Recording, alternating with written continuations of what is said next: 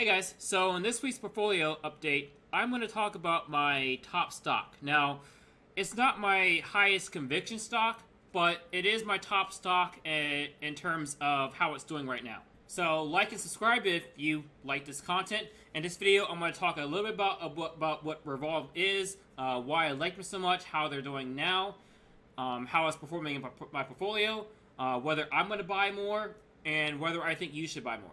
So, Revolve is a fashion retailer. However, it has a number of attributes that separate this from any fashion retailer that I've heard of before. For example, now I'm not going to read all this. You can pause it if you want to and read it for yourself, or just go to the investors page. The first thing I want to point out is that it is an online source only.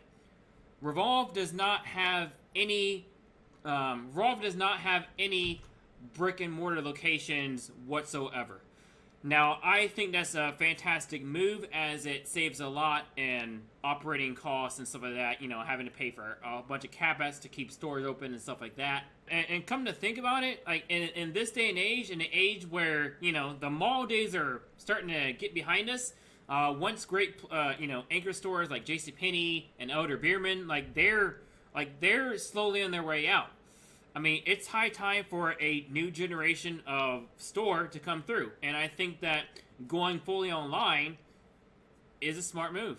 So the next thing that sets Revolve apart from the others is how it picks stuff, how it picks designs, how it, chooses what inventory to keep where.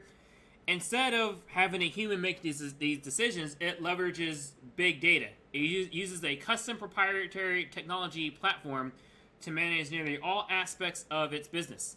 And again, modern world, modern problems such as, picking, what stuff goes where, sometimes it requires modern solutions.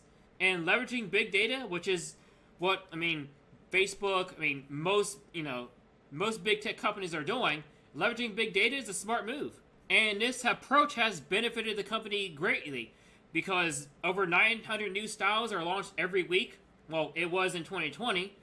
And at least 77% of its net sales were at full price in 2020 during a pandemic. And the third thing that I like to point out that separates Revolve from the others is that it's the way it markets itself. Now, instead of spending loads of money on ad campaigns with, the way that traditional companies do, it leverages social media influencers to do the marketing for it. And it's tracking and managing those influencers and those marketing campaigns through once again their proprietary internal technology platform, so their big data stuff. So this company sure is doing lots of things to separate itself from the other companies, but how well is it doing? Well, a few great indicators of how well a retailer is doing is its sales and its bottom line. So before I show you its latest earnings report, I want to show you something here. I want to show you its prior year-over-year growth leading up into here, which we're going to talk about later. But you can see the revenue is exploding up on a percentage basis. Like, this is a company that's been growing massively. Until 2020, which, I think we all know what happened. The company was, the country was locked down, people couldn't go anywhere. Now that locking down didn't hit Revolve as hard, because, Revolve doesn't have any brick and mortar stores. However, people weren't buying as much because where are they going to wear the clothes if they're locked down, right? So it was hurt a little bit as far as total revenue, but let me show you something. So this right here is its latest quarterly report. I want to show you a few things. Let's take a look at the 3 months. Now, despite having lower revenue for the quarter, they managed to bring in more gross profit, and that's not the most important thing. Their income from operations. Like, they managed to cut so much fat from their operations, to streamline so much of their operations, that despite a drop in sales, they increased their gross profit, they increased their operating income, and they more than doubled their net income year over year by the quarter. And by the year, even with a drop in sales and, slight drop in gross profit, they still managed to dramatically increase their income from operations, and they still managed to dramatically increase their net income. That is phenomenal. They went from a negative EPS to a 0.81 EPS by the year. To say this company is a well-oiled machine is an understatement. This is their balance sheet this year versus last year, and you know how I love balance sheets. Look at their cash and cash equivalents. It more than doubled this year versus last year. The assets jumped from $232 million to $305 million. Oh my gosh. And call me crazy, but I don't see any debt on here. They managed to go through all of 2020, through the pandemic era. Well, we're still in the pandemic era, but they did all that. No debt. And they dramatically increased their assets. Their liabilities went up a little bit, but this is just phenomenal. This is an absolutely phenomenal balance sheet. Cash flow is even better by the year.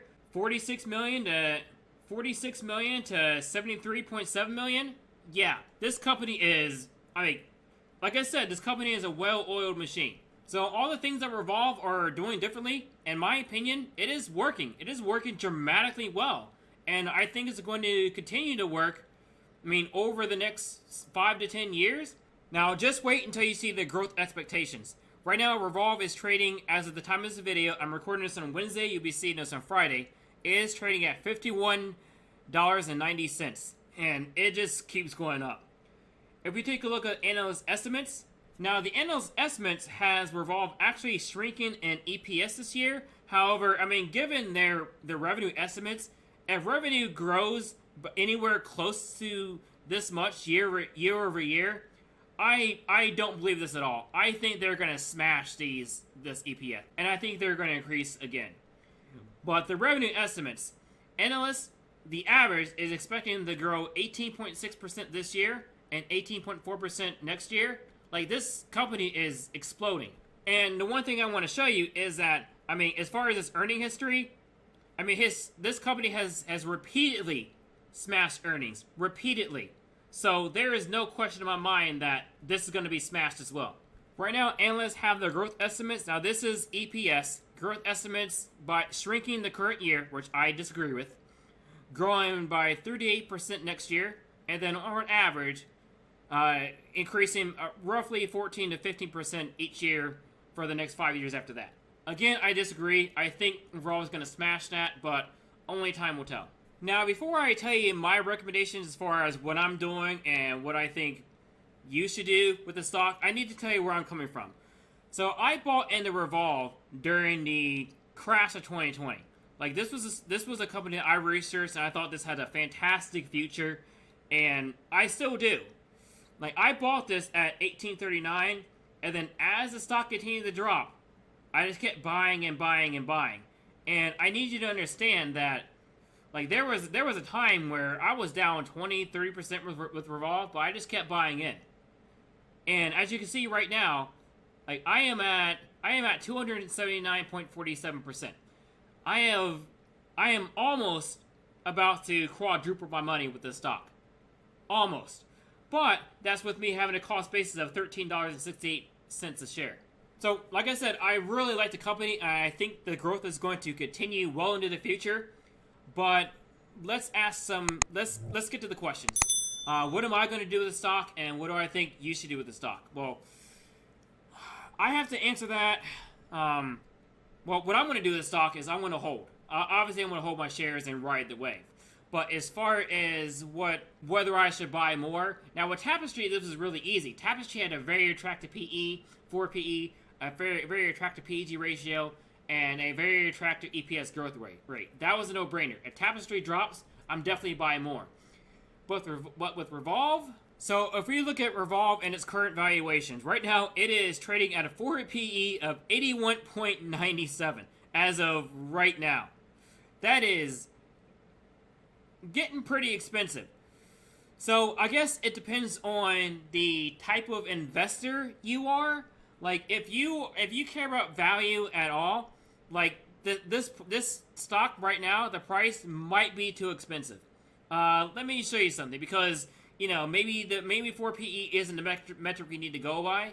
As I said earlier during the analysis, I think Revolve is going to smash those estimates and the revenue. So I decided not to trust that PE ratio, and I took a stab at some DCF calculations. Now, I'm not the best at DCF, I'm still learning, so if there's a mistake, please let me know. But I did this assuming that the free cash flow would increase by 12.31% each year for the next 5 years after the known dates. And I got $55.77. Now, I like to take either 90% of that or 80% of that, depending on how sure I am with the company. So, I'm still pretty sure about Revolve. So, I got myself $50.19, and given the price is trading now, it's still a bit high. So, I did another calculation. Let me fix this. This is assuming that the free cash flow raises after this year by 15% year over year. Assuming I want a 10% return, I got a fair value of $67.95.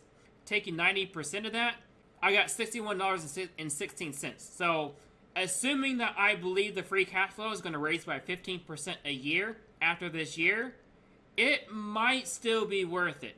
So I guess it depends on what kind of investor you are. If you take value into consideration, I mean, this stock is approaching, depending on what method of valuation you prefer using, fair value to probably overvalued right now. If you're a value investor, this might not be it. However, I mean, if you're a growth investor, you're not really concerned about these valuation metrics. You're concerned about year-over-year growth. That's your thing.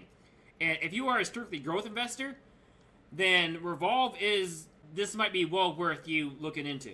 And as for me, someone who already has a position, especially someone who bought in so low, I mean, my position's already built. I see no reason to buy any more shares, and I definitely don't see any reason to sell my shares either. So if you already own Revolve, I mean, just ride the wave, in my opinion. And let's finish this video off by going over the weekly portfolio as usual.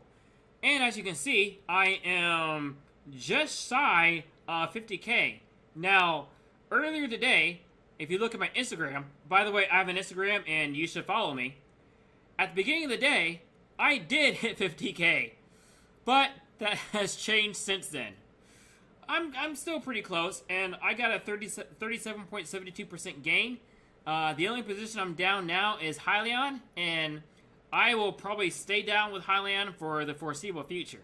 Now, a lot of you reading this may wonder how I feel about that, and after going through the events of 2020, I'm unfazed by this. Like, there was a time in my portfolio where Cisco was down 20%. There was a time where Revolve was down 20%, 30%.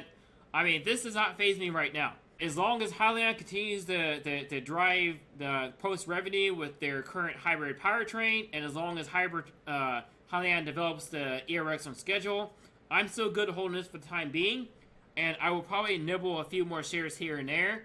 All my other positions look pretty good right now. I don't have anything to say.